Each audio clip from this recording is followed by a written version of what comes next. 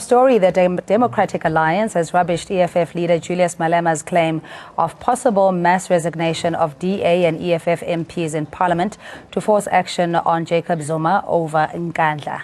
Julius Malema, in an interview with the SABC, says he's in talks with members of the DA to convince them to resign and thereby forcing the dissolution of Parliament.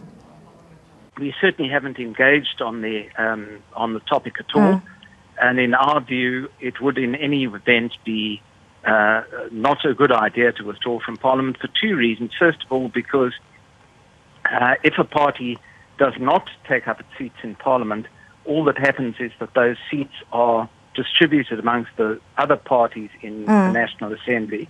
And secondly, because we were elected on a ticket to represent our voters in the National Assembly, and we have work to do on their behalf. And to withdraw from Parliament would be to break their faith that they had in us. And let's listen to what the EFF leader said in an exclusive interview with the SABC.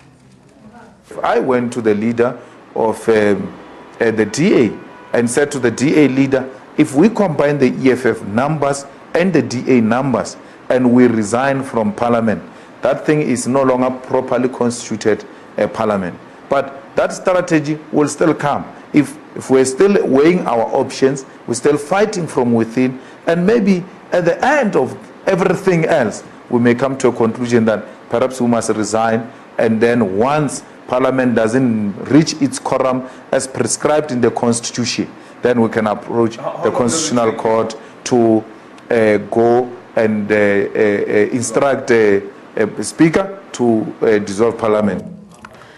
But there's no constitutional backing for Malema's comments. Firstly, the National Assembly can only be dissolved if there's a vacancy in the office of the President and if the dissolution is recommended by the majority. Secondly, EFF-DA, combined with the rest of the opposition, don't have the necessary numbers to recommend the dissolution of Parliament.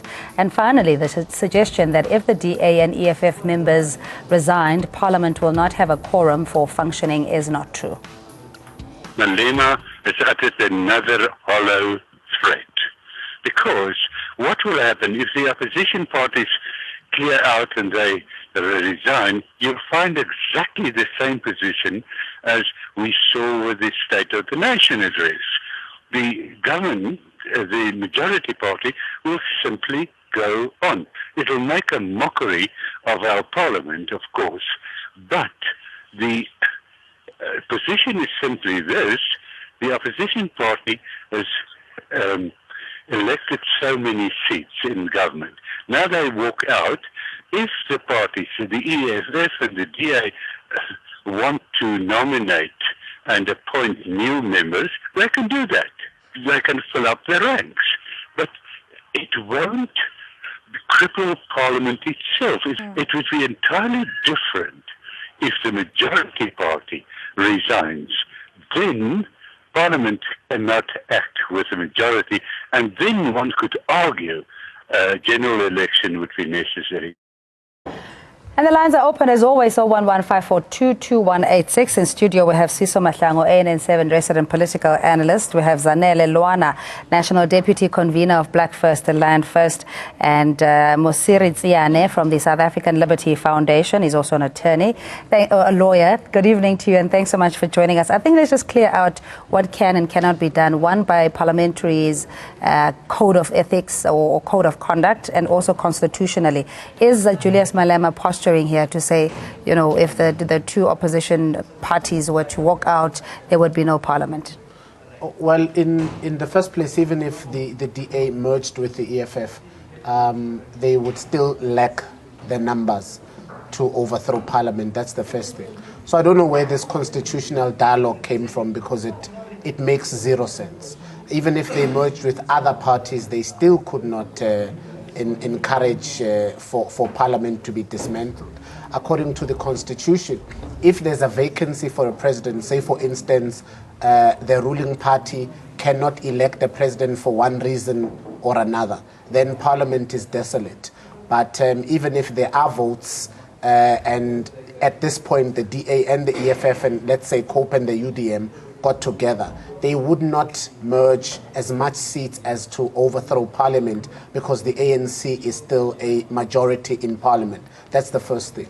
So this that Mr. Malema was raising on the SABC, I think it's just a rhetoric, because it is absolutely false, and it's bizarre to me where he got that from. But number two, this will not be done because parliament is a very well-paying job and responsibility. I don't know how many EFF people would just resign from their cozy seats, and I hear there's free Wi-Fi in Parliament, so I don't know how many people would just resign from that occupation without the assurance of being employed in the future. So that would be a very risky tenor for any politician. But I hasten to say that if any politician goes to Parliament, the Freedom Front Plus has been mandated by those people who voted for it to represent its ideology and to represent its right, or whatever the case might be. I would think it would be illegal, unjust, and unfaithful for me to put an X to your name, and then for a reason that you decide in my absence,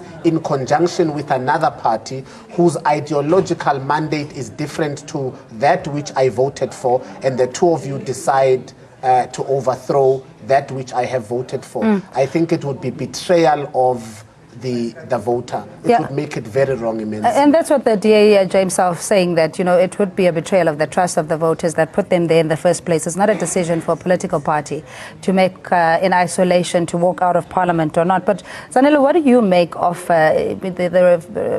essentially the DA calling out the EFF, Julius Malema's lies, and saying, you know, we're not having those kind of discussions, and yet it's something that is in the public discourse?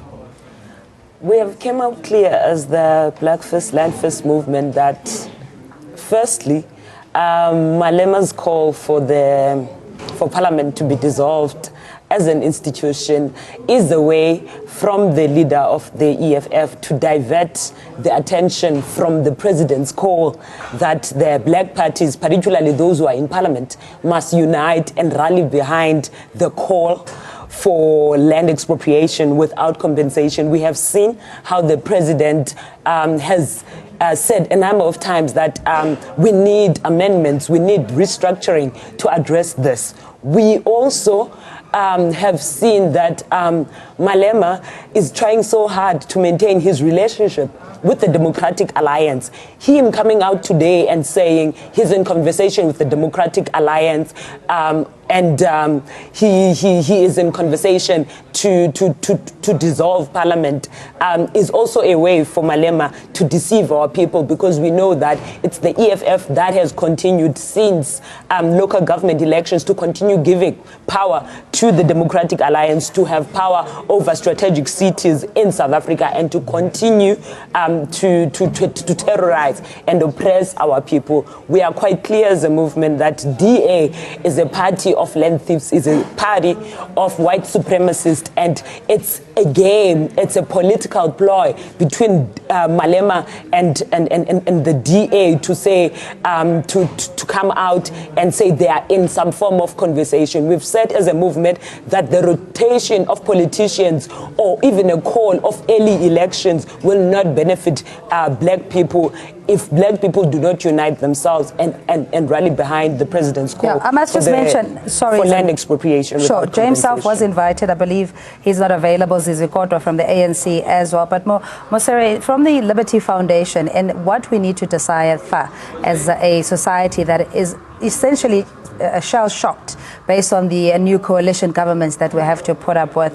And the one thing that EFF leader Julius Malema will say that he knows is not executable. The one thing was calling for the amendment of the Constitution, where we know it's essentially cast in stone, particularly when it comes to Section 25. It would need additional policy as opposed to changing what is already there. And now calling for the dissolution of Parliament, which he knows is, again, just rhetoric. What do you make out of that?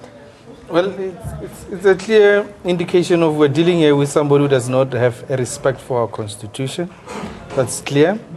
The second part of it is that we're dealing here with somebody who always looks for a rhetoric or sensational issue that can be. In actual fact, what we self are saying is that we would be very excited if Malema can leave Parliament. Parliament is a stage, as one would say, not for entertainment. He's providing, what media will say is that Parliament today is exciting. There's no excitement there. In actual fact, we're saying that, Julius, stick to your words, move away from Parliament. Parliament is an institution where laws are made. It's an institution where we expect that we're going to have the best interests of South Africa. If you're coming around and say you want to resign, well, resign, leave, speak up for once, Julius, stick to your words. Because these are the words that were uttered firstly when EFF came into being and said that it will be interested in acquisition of land. Instead of making sure that there is constitutional compliance, it's moving away from that. I'm agreeable to what BLF has just indicated, that once the president starts to sing that tune, now you have somebody says, no, let's move away from that Parliament. It will not serve the interest. What are you saying? You've never stuck to the words that you have said initially. You're not sticking to the promises that you've given to South Africa. So what are you doing in Parliament? In actual fact, for once, can you honor what you have said? Move away from Parliament. Why do you have to have friends in order for you to resign? Resign now. Show that you are the man of your words. Yeah, but otherwise, it's a continuation of lies. This, if he keeps on becoming a member of Parliament, it can only clearly indicate one thing, that Julius Malema is a liar. But I mean, if he's singing to the gallery, and we cannot discount the fact that they've made an impact in the local government elections, they resonate with certain sections of society. They do have the 6% that has enabled the DA to now occupy key metros. So, but in saying that, if we resign en masse in Parliament, we heard from the DA saying that this essentially, your seats would be distributed to whoever remaining party, so you're not winning much. And then using that as a compelling argument to go to the Constitutional Court and say, look, the numbers are not balanced for a quorum in Parliament, therefore it needs to be dissolved. Is that lunacy, or am I just missing something? Well, maybe lunacy. I think the loser will be the electorate. I think Mr. Malema stands to say he's going to give the ANC the 6% it needs to amend the constitution to gain two-thirds majority, so that they would correct Section 25 of the constitution. Meant that for the first time since his departure from the ANC, he was willing to reconcile with the ANC, if for only one matter at all, and that would be of land.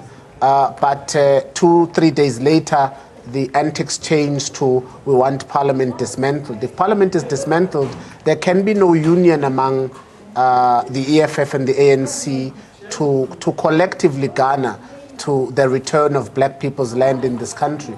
And so is your stance to stay in Parliament and fight for land, or is your stance to break Parliament away so that South Africa has a state of emergency?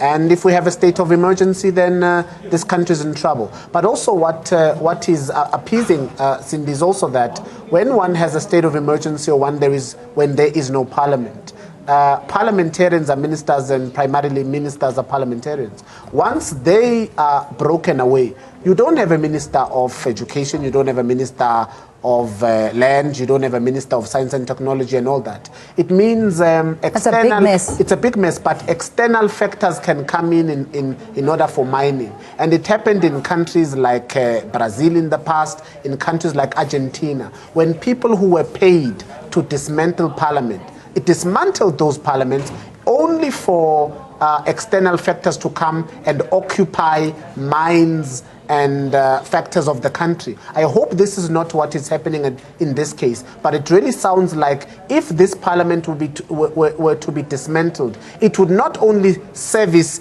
external people, but a lot of people who have been gaining from South African soil for decades would only be here to gain. Again, the loser is the electorate. Again, I say, I hope I am wrong, that this does not have it does not leak of a London agenda, but it seems to go that way. Well, let's just ventilate this with Bozang Moelo, a political analyst, and see what the rationale is behind calling for the dissolution of Parliament, in that the collective responsibility around Jacob Zuma not withholding the constitution with the matter of Nkandla. That seems to be regurgitated as some form of ammunition to support the call for the DA and the EFF to resign from Parliament. Of course, the DA has turned their back on that particular suggestion. What do you make out of this? Good evening, Cindy. Good evening to colleagues and your viewers. I don't know. Again, Julius has the country on frenzy.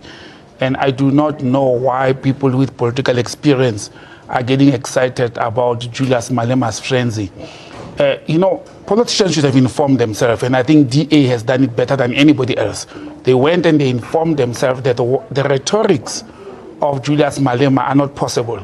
Even if they team up together and they decide to resign from Parliament, there's institutional, constitutional processes that needs to be followed.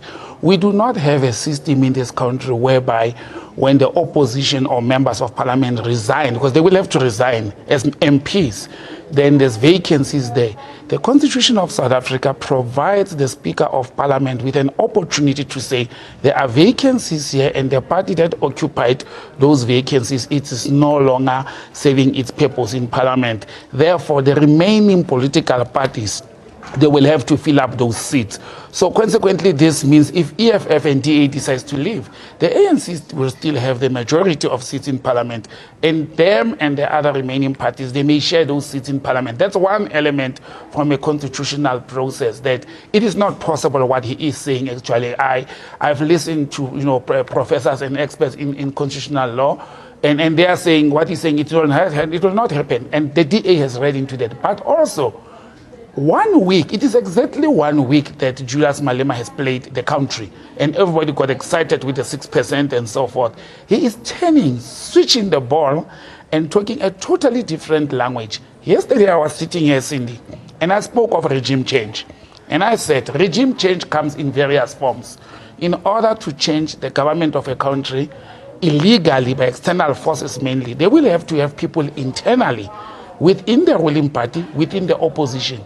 In my view, this is part of the game change. This is part of the strategy by the imperialists or external forces, as FISO have said, to change the regime in South Africa. And they will use all means necessary to try and do that. Okay, but you're going to have to cite some examples as we get back to that particular one. Give us names and faces, perhaps, as to who's behind. Let us look at maybe with some level of FISO has mentioned the situation in Brazil. Let's come back home. What has happened in South Africa in the last 2 years? We saw the emergence, the growing, and the popularity of the so-called non-governmental organizations. These foundations, everybody's owning a foundation. The Ahmed Kathrada Foundation, Nelson Mandela Foundation, even foundations of former liberation movement leaders have become the opposition of the government of today. We have people who used to be public service office bearers, director generals in government. We have Sipho Pichana, for example, running with the Save South Africa campaign. That is almost 70% white liberal supported. And those are the people with government information and experience, and they want to see the regime change. You have former deputy ministers and ministers who were in government sitting in conglomerates, multinational companies, in boards and executive of those companies that are used by the imperialists to try and put a regime change in South Africa. They have tried following constitutional processes, as I've said yesterday. They've tried it in Parliament. It has failed. The ANC has managed to contain this, but it is becoming clear every day that there are people within the ruling party, there are people within the ANC who are actually conniving with the people who want to see a regime change in South Africa, and they want to do it illegally and not constitutionally. All right, I just want to see where the EFF fits into that narrative, and primarily with Julius Malema, as you're saying, using different tactics or even gimmicks, either to stay politically relevant or to drive a particular agenda. Masiri, what is your view as to what is going on with the EFF? Is it political survival because they essentially in the infancy, so they need to gain the momentum and the level of maturity? Well, one could say that the EFF is intending to stay alive. You know, it's a stay alive night fever that is has got hold of them. And come up with anything, no matter how impossible it is. Promise people heaven on earth. Promise them something that they know that is impossible to achieve. We've been hearing EFF all along from day one. Promises that they've made to our people were all an unachievable objective. All of them, non-achievable. our people are starting to see the truth in the lies. And the truth that comes out is that you're promising something that you yourself cannot do. Julius stands up, tell people that go and occupy land, forcefully occupy land. He can't even he himself occupy any land. If you got to lead, lead by example. Let him be the man who actioned his own words. He has not occupied any land. But people take that very seriously, Zanele, though. You know, as I said, there are sectors of, you know, people that do resonate with this message. Yeah, but it's quite clear that Julius Malema does not want to show any form of true leadership regarding the land question, because we have the best opportunity as a society, especially President Zuma, as the head of state, who's saying that there is no way to transform and change the lived experience, the poverty that black people live under. We must take back the land so that we can change our lives, we can regain our dignity as black people. And what Julius is trying to do is to divert the attention of our people away from that. For example, he is busy calling the Democratic Alliance a party of white people and calling the DA all sorts of names. But Julius from yesterday has been cited actually through media, through the Citizen, for example. He has came out and say if the ANC is unable to implement its radical policies, they will continue to give DA power to humble the ANC. He went back further and said they do not even regret giving their votes to the DA because it was a tactical move. They are not self-centered as the economic freedom fighters. They do not expect anything from the DA. There is an opportunity for the EFF to provide true leadership and have some form of partnership and negotiations with the ANC on how we take this country forward. Julius Malema is closing down that opportunity completely. He's closing it down, and what does he rather say? He rather says that he does not problematize the DA. He says he's going to continue to give power to the DA. He's doing everything he can to run away from the real possibility of uniting with the ANC, which is a party of black people, which has problems, but we can take it forward as black people. Yeah, just very briefly, just how the hoax rather has been or continuously been exposed with the DA. Malema himself saying that they're essentially flirting with each other. It's not necessarily a marriage of convenience. You see, Cindy, one thing that we shouldn't take away from Julius is that he knows how to play all these politicians, the DA and the ANC, and they are undermining his intelligence. And he is using it very wisely. What he's doing actually is that he is putting cheese in front of the mice and the big rats, and they start fighting for that piece of cheese. That is what is happening. Julius is testing the waters. He wants to come back, come 2019, and say to the electorate, I tried to give DA the votes, they were useless, they are white.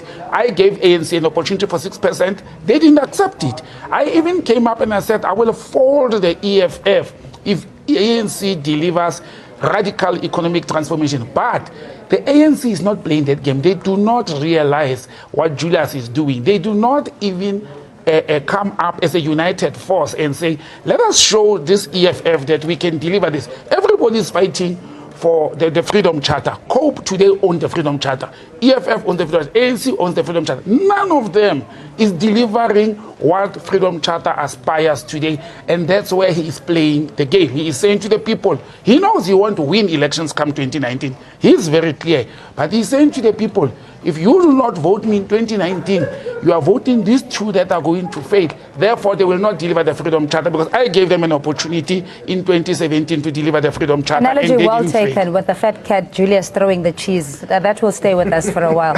You know? But watch what's going to happen. These two big rats, there's a big rat and there's a mice in the D and the ANC. The cheese is standing there. They are afraid to catch the cheese and eat. And Julius is looking at these two big, rats fighting.